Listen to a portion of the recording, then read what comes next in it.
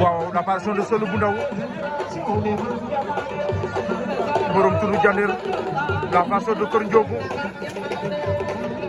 borom xaabana ngoog borom Thiel mooy samp ba jëndoonu fii ci kër ñeen séeréer waaw jëloon ma malikaan ba koftaan da ca teg c'est lamb ngi noonu waaye jëloon ma Bamba le grand si Kambay le grand tailleur borom marché central Kaolack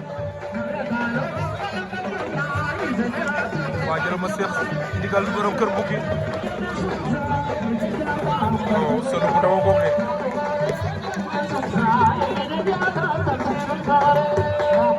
kon Sëlu bu ndaw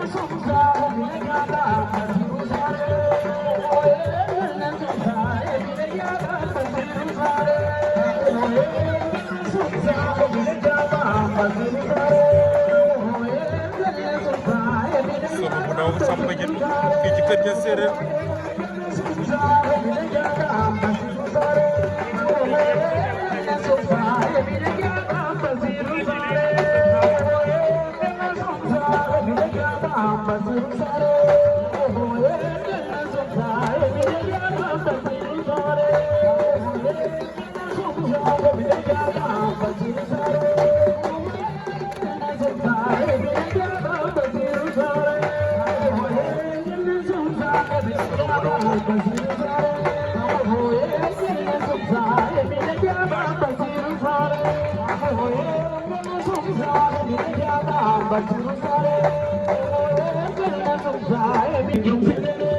waaw Sëlu bu ndaw gi noonu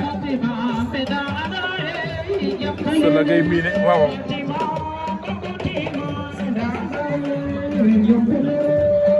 kon Sëlu bu ndaw